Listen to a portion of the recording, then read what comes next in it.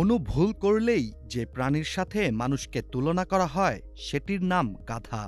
একজন মানুষ তার জীবনে একবার হলেও নিজেকে গাধা নামে ডাকতে শুনেছেন। অনেকটা অপমান করার জন্যই একজন মানুষকে গাধা বলে ডাকা হয়। তবে নিত্য প্রয়োজনীয় কাজে এই গাধার গুরুত্ব রয়েছে অনেক। তাই তো ২০১৮ সাল থেকে প্রতি বছর মে মাসের ৮ তারিখ পালিত হয় বিশ্ব গাধা দিবস। কিন্তু কিভাবে এলো এই বিশ্ব গাধা দিবস?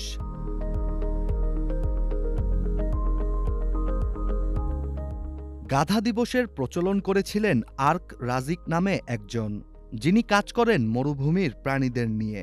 আর্ক রাজিকের প্রচেষ্টায় ২০১৮ সালেই প্রথম বিশ্ব গাধা দিবস উদযাপন করা হয়। মূলত আর্ক রাজিকের চোখেই গাধাদের কষ্টের ব্যাপারটি ধরা পড়ে, কেননা গাধা মানুষের জন্য কঠোর পরিশ্রম করে আসছে সেই যুগ যুগ ধরে।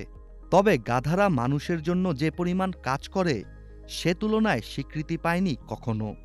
এই দৃষ্টিভঙ্গি বদলাতে চেয়েছিলেন আর্ক রাজিক। তিনি চেয়েছিলেন নিরীহ এই প্রাণীটি তার প্রাপ্য সম্মান কিংবা ভালোবাসাটুকু যেন পায়। সেই লক্ষ্যেই প্রায় ১০ বছর আগে তিনি ফেসবুকে গ্রুপ তৈরি করেন। তারপর সেখানে গাধা বিষয়ক বিভিন্ন তথ্য প্রচার করতে শুরু করেন। পরে ২০১৮ সাল থেকে বিশ্বজুড়েই বিশ্ব গাধা দিবস পালন শুরু হয়। গাধাকে নিয়ে তথ্য ছড়িয়ে দেওয়া এবং প্রাণীটি কিভাবে মানুষের জীবনে প্রভাব ফেলে তা নিয়ে সচেতনতা তৈরি করার জন্যই বিশ্ব গাধা দিবস উদযাপিত হয়।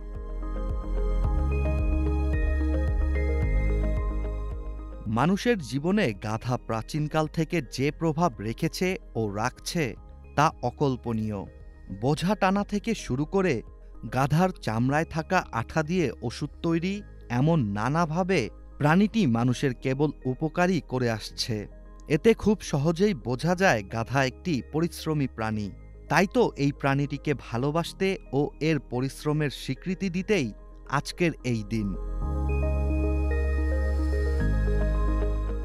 গাধার সংখ্যার দিক থেকে বিশ্বে প্রথম স্থানে রয়েছে চীন।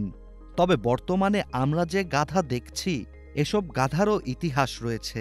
ধারণা করা হয় এগুলো এসেছে সোমালি বন্য গাধা এবং নুবিয়ান বন্য গাধা থেকে। উভয়ই আফ্রিকান বন্য গাধার উপপ্রজাতি। এছাড়া গাধা প্রাণীটির চলার গতি ঘণ্টায় প্রায় ৫০ কিলোমিটার এবং এরা গড়ে ৫০ থেকে ৫৪ বছর বেঁচে থাকে। মানুষের প্রয়োজনে সারা বিশ্বে ছড়িয়ে পড়েছে প্রাণীটি। এদের কোনো চাহিদা নেই, রাত দিন কেবল পরিশ্রম করছে মানুষের জন্য। তবে আজকের দিনটি প্রাণীটিকে ভালোবাসার দিন। Ishtiaq Hossain, channel S, news desk.